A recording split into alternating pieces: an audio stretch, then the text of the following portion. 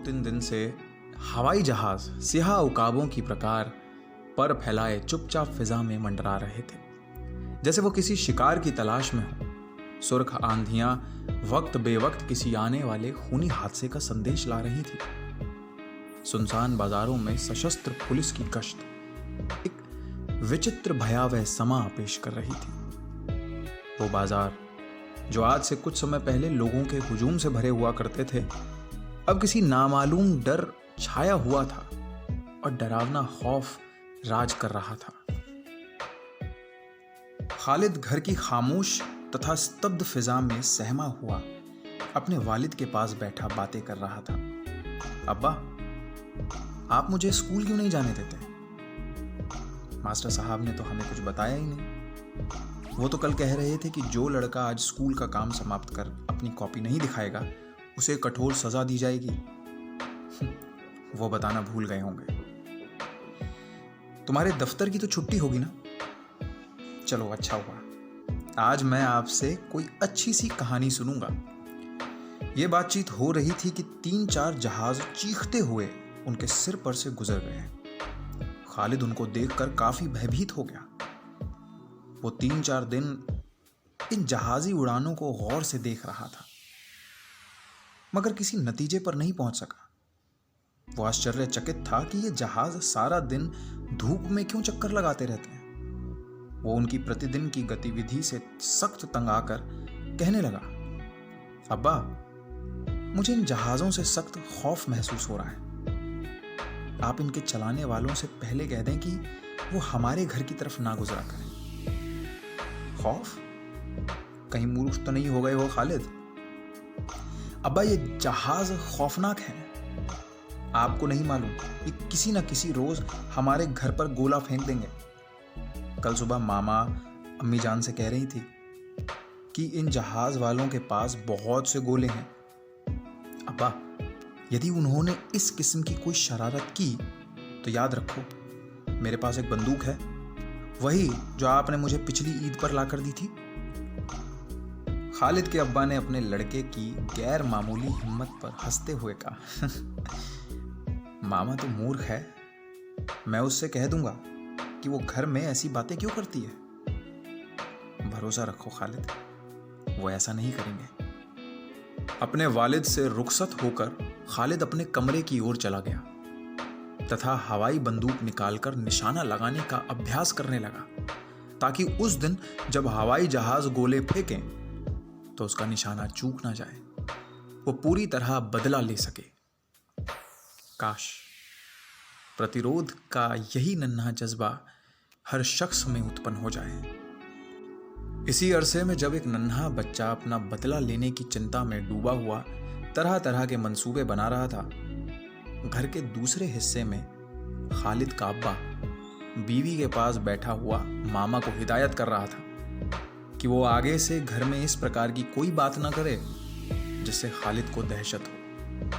मामा को और बीवी को इस तरह की ताकीद करके वो अभी बड़े द्वार से बाहर जा ही रहा था कि खालिद एक भयानक सूचना लाया कि शहर के लोग बादशाह के मना करने पर भी शाम के करीब एक आम जलसा करने वाले हैं और ये उम्मीद की जाती है कि कोई ना कोई दुर्घटना अवश्य पेश आकर रहेगी। खालिद का अव्वा ये सूचना सुनकर बहुत खौफजदा हुआ। अब उसे विश्वास हो गया था कि माहौल का गैर मामूल सुकून, जहाज़ों की उड़ान, बाजारों में सशस्त्र पुलिस की गश्त, लोगों के मुंह पर उदासी का आलम और खूनी आंधियों की आमद किसी डरावने हादसे के आसार थे। वो हादसा किस किस्म का होगा, ये खालिद के अब्बा की तरह किसी को भी पता नहीं था। बाहर जाने के ख्याल को तर्क करके खालिद का अब्बा अभी वस्त्र भी नहीं बदल पाया था कि जहाज़ों का शोर तेज हुआ। वो सहम गया। उसे लगा जैसे अनेकों इंसान एक सी आवाज में दर्द की हालत से करा रहे हैं। खालिद जहाज़ों का शोरगुल सुनकर अपनी हवाई बंदूक संभालता हुआ कमरे से बाहर दौड़कर आया और उन्हें गौर से देखने लगा, ताकि वो जिस समय गोला फेंकने लगे तो वो अपनी हवाई बंदूक की सहायता से उन्हें नीचे गिरा दे। इस समय इस 6 साल के बच्चे के चेहरे पर दृढ़ निश्चय के लक्षण प्रकट हो रहे थे। जो कम हकीकत बंदूक का खिलौना हाथ में थामे एक बहादुर सिपाही को शर्मिंदा कर रहा था। मालूम होता था कि वो आज इस वस्तु को, जो उसे अरसे से खौफजदा कर रही थी, मिटाने पर तुला है। खालिद के देखते देखते एक जहाज से कुछ वस्तु गिरी, जो कागज के छोटे छोटे टुकड़ों के समान। गिरते ही वो टुकड़े वायु में पतंगों की प्रकार उड़ने लगे। इनमें से कुछ खालिद के मकान की छत पर भी गिरे। खालिद भागता हुआ ऊपर गया तथा कागज उठाकर अपने वालिद निकट ले आया। अब्बा जी, मामा सचमुच झूठ कह रही थी। जहाज वालों ने तो गोलों की बजाय ये कागज गिराए हैं। खालिद के बाप ने वो कागज लेकर पढ़ना आरंभ किया तो रंग जर्द हो गया। होने वाले हादसे की तस्वीर अब उसे स्पष्ट तौर पर नजर आने लगी। उस इश्तिहार में साफ तौर पर लिखा था कि बादशाह किसी को जलसा करने की आज्ञा नहीं देता, और अगर उसकी मर्जी के खिलाफ कोई जलसा किया गया तो अंजाम की जिम्मेदार खुद जनता होगी। अपने वालिद को इश्तिहार पढ़ने के पश्चात इस कदर हैरान देखकर खालिद ने घबराते हुए पूछा, इस कागज में ये तो नहीं लिखा कि वो हमारे घर पर गोले फेंकेंगे? खालिद, इस समय तुम जाओ अपनी बंदूक के साथ खेलो। लेकिन इसमें लिखा क्या है? लिखा है, आज संध्या को एक तमाशा होगा। खालिद के पिता ने गुफ्तगू को अधिक बढ़ाने के भय से झूठ बोलते हुए बताया, तमाशा होगा। फिर तो हम भी चलेंगे वहां। क्या कहा? क्या इस तमाशे के अंदर आप मुझे नहीं ले चलेंगे? ले चलेंगे, जरूर ले चलेंगे। अब जाओ, तुम जाकर खेलो। कहाँ खेलूं? बाजार में तो आप जाने नहीं देते। मामा मुझसे खेलती नहीं। मेरा सहपाठी भी तो आजकल यहाँ नहीं आता। फिर अब आप ही बताएं, मैं खेलूं तो किससे खेलूं? शाम के समय तमाशा देखने तो जरूर चलेंगे ना। किसी उत्तर का इंतजार किए बगैर खालिद कमरे से बाहर चला गया तथा अलग अलग कमरों में आवारा फिरता हुआ अपने वालिद की बैठक में पहुंचा, जिसकी खिड़कियां बाजार की ओर खुलती थी। खिड़की के नजदीक जाकर वो बाजार की तरफ देखने लगा तो क्या देखता है कि बाजार में दुकानें बंद हैं, लेकिन आना जाना जारी है। लोग जलसे में सम्मिलित होने के लिए जा रहे थे। वो सख्त हैरान था कि दुकानें क्यों बंद हो रही हैं। इस मामले के हल के लिए उसने अपने नन्हे दिमाग पर बहुत तेरा जोर दिया, लेकिन कोई नतीजा नहीं निकल सका।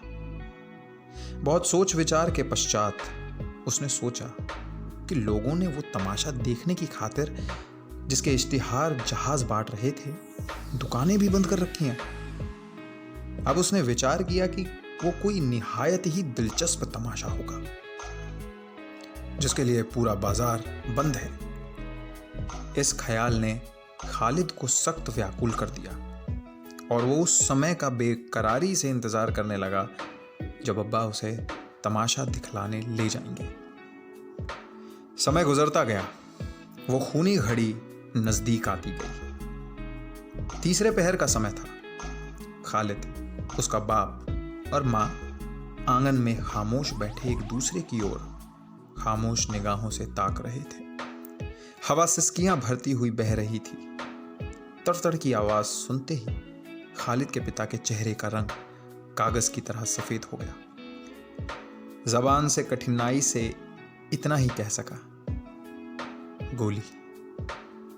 खालिद की मां भयातिरेक से एक अल्फाज भी मुंह से ना निकाल सकी। गोली का नाम सुनते ही उसे ऐसा प्रतीत हुआ जैसे उसकी छाती में गोली उतर रही है। खालिद इस स्वर को सुनते ही अपने वालिद की अंगुली पकड़कर बोला, अब्बा जी चलो चले, तमाशा तो आरंभ हो गया है। कौन सा तमाशा? खालिद के पिता ने अपने खौफ को छुपाते हुए पूछा। वही तमाशा जिसके इश्तिहार आज जहाज वाले बांट रहे थे।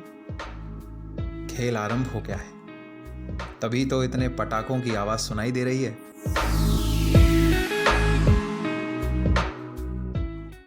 कहानियों के इस रोमांचक सफर में हमारे साथ जुड़ने के लिए सब्सक्राइब बटन दबाएं। आपको ये वीडियो, ये कहानी कैसी लगी, ये संदेश हम तक पहुंचाने के लिए कमेंट बॉक्स में कमेंट करें। और अगर आपको ये वीडियो अच्छी लगी है तो कृपया वीडियो को लाइक करें।